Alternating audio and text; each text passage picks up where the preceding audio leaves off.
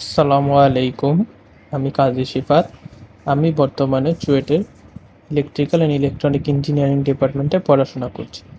তো আমি আজকে আলোচনা করব সাধারণ গণিতের অধ্যায় 13 সসীম ধারার অনুশীলনী 13.1 নিয়ে। তো ধারার আগে যাওয়ার আগে আমরা অনুক্রম নিয়ে খেয়াল করি। এখানে যদি আমরা খেয়াল করি কতগুলি সংখ্যাকে কমা কমা করে দেওয়া, 1 2 3 4, কমা দিয়ে 4-এর পরে কি ডট ডট ডট n সংখ্যক দেওয়া। আবার এখানে যদি খেয়াল করি একের পর হচ্ছে কি 4, 4-এর পর হচ্ছে কি 9, 9-এর পরে কি অসীম সংখ্যক যেতে যেতে কি এদের মধ্যে কি n স্কোয়ার। এখন এখানে খেয়াল করি একের পরে আসতেছে কি 2, 2-এর পরে কি আসছে 3, 3-এর পরে আসতেছে 4।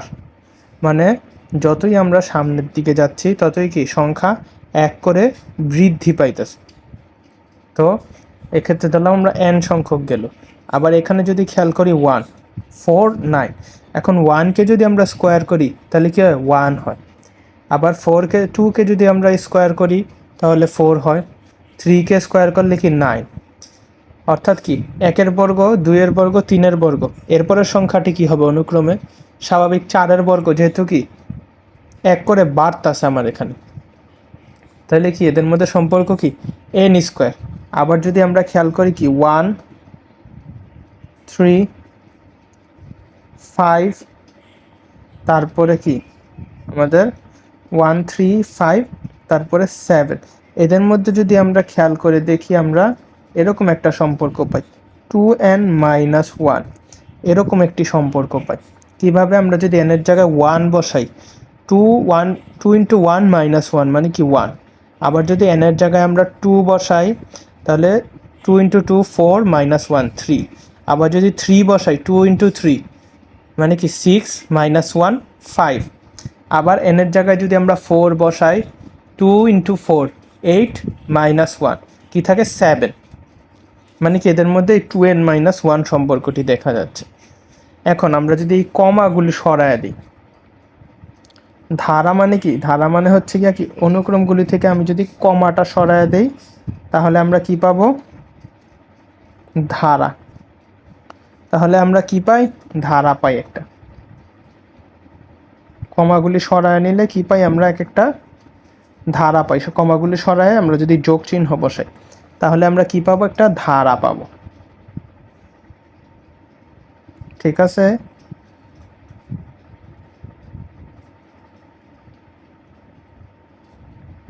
তো এবার আসি আমরা কি এই অধ্যায়টা কি মূলত সসীম ধারা। এখন সসীম ধারা আমার এখানে দুই ধরনের, এটা কি সমান্তর ধারা এবং গুণোত্তর ধারা। ধারা হচ্ছে মূলত দুই ধরনের, একটা হচ্ছে কি সমান্তর ধারা আর একটা হচ্ছে কি গুণোত্তর ধারা। আবার ধারা আরও দুই রকমের হয়, সসীম এবং অসীম। অর্থাৎ যে ধারার কি সসীম সংখ্যক পদ আছে সেটাই কি সসীম ধারা, আর যেই ধারা কি পদ সংখ্যা কি অসীম, অসীম পর্যন্ত বিস্তৃত, সেটাকে আমরা কি বলবো অসীম ধারা। সসীম ধারার শেষ আছে কিন্তু অসীম ধারার কিন্তু শেষ নেই। তো এই আমাদের সাধারণ গণিতে আমরা সসীম ধারা নিয়ে আলোচনা করব 13.1, যেখানে আমরা কি নিয়ে আলোচনা করব সমান্তর ধারা। তো আমরা আসি সমান্তর ধারায়। সমান্তর ধারা মূলত কি আমরা ধরলাম এখানে কি একটা ধারা 1 + 3 + 5 + ডট ডট ডট প্লাস কিছু একটা প্লাস দিলাম আমরা কত 13। এই ধারাটাতে আমরা একটু খেয়াল করে দেখি 1-এর পরে কি আসছে 3, 3-এর পরে 5, এখানে খেয়াল করে দেখি আমার কিন্তু 2 করে বাড়তে আছে। তাহলে এর পরের সংখ্যাটা কি হবে 7, এর পরের সংখ্যাটা কি হবে স্বাভাবিক 9, এর পরের সংখ্যাটা হবে কি 11, তারপরের সংখ্যাটা 13। অর্থাৎ প্রত্যেকটি পদের মধ্যে প্রথম পদের সাথে দ্বিতীয় পদের পার্থক্য কি 2, দ্বিতীয় পদের সাথে তৃতীয় পদের পার্থক্য 2, তৃতীয় পদের সাথে চতুর্থ পদের পার্থক্য 2। অর্থাৎ প্রত্যেক পদের মধ্যে কি আমার সাধারণ অন্তর বা পার্থক্য কি 2। অর্থাৎ প্রত্যেকটি পদ তার পূর্বের পদের থেকে কি 2 করে বেশি। অর্থাৎ এই সাধারণ অন্তর বিদ্যমান। যদি সাধারণ অন্তর থাকে, সাধারণ অন্তর নামের একটা জিনিস আছে, এই সাধারণ অন্তর থাকলে কি সেটা কি আমার সমান্তর ধারা, এই সাধারণ অন্তরকে আমরা প্রকাশ করি ডি দ্বারা, এবং আমার এই ধারার প্রথম পদকে আমরা কি দ্বারা প্রকাশ করি, এ দ্বারা। তো এখন আমরা খেয়াল করি কোন একটি সমান্তর ধারার n-তম পদ এর একটা সূত্র আছে, সমান্তর ধারার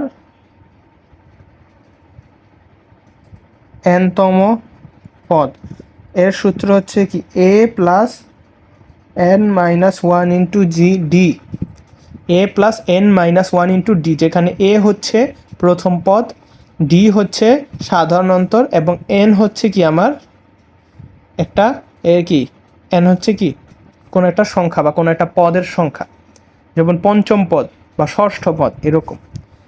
আবার যদি আমরা খেয়াল করি সমান্তর ধারার প্রথম n সংখ্যক পদের সমষ্টির একটি সূত্র আছে, প্রথম n সংখ্যক পদের সমষ্টি এর সূত্রটা কি, এটাকে আমরা এস এন দ্বারা প্রকাশ করতে পারি।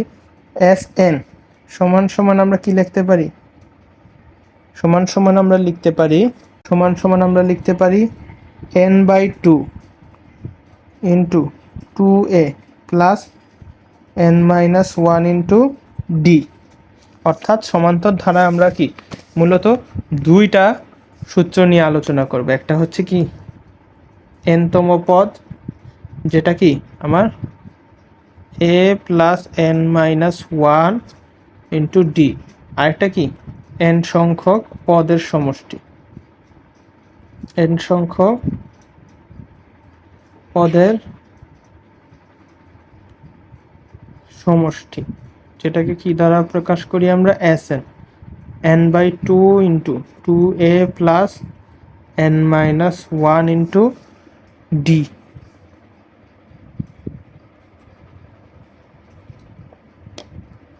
তো এবার আমরা একটা অঙ্ক করি।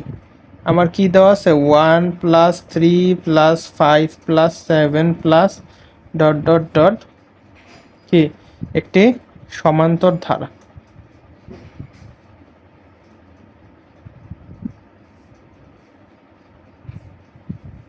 এখন আমার এই জায়গায়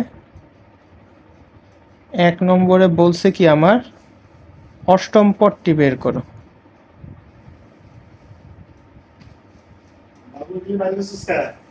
অষ্টম পদটি বের করো, এবং আরেকটি কি তোমার প্রথম 15টি পদের সমষ্টি নির্ণয় করো। প্রথম 15টি পদের সমষ্টি নির্ণয় করো। তো এখানে আমরা খেয়াল করে দেখি ধারাটা কি 1 plus 3 plus 5 plus 7 plus dot dot dot, এটি একটি কি সমান্তর ধারা, এটি হচ্ছে একটি সমান্তর ধারা। এখানে আমরা যদি খেয়াল করে দেখি, কারণ কিভাবে বুঝলাম আমরা সমান্তর ধারা হলো প্রত্যেকটি পদ কি পূর্বের পদ থেকে 2 বেশি, যেমন 3 আগের পদ কত 1, এদের মধ্যের পার্থক্য কত 2।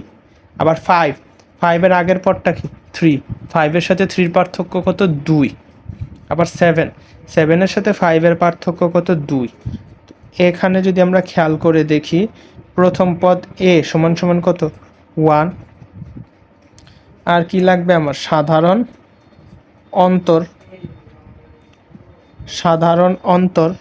ডি সমান সমান কত, 3 - 1 সমান সমান কত লিখতে পারি আমরা 2, অর্থাৎ কি দ্বিতীয় পদ থেকে প্রথম পদ বাদ দিলাম। অথবা আমরা কি তৃতীয় পদ থেকে দ্বিতীয় পদ বাদ দিতে পারি, চতুর্থ পদ থেকে তৃতীয় পদ, মানে কি কোন একটা পদ থেকে তার আগের পদটাকে বাদ দিলে কি পাই আমরা সাধারণ অন্তরটা পাওয়া যায়। তো এখন এখানে কি বলছে অষ্টম পদ বের করতে বলছে। তো আমরা কি জানি, আমরা জানি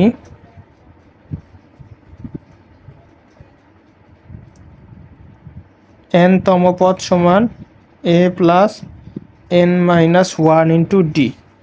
তো সুতরাং অষ্টম পদ কী হবে A plus 8 minus one into D, অর্থাৎ এ প্লাস 7d।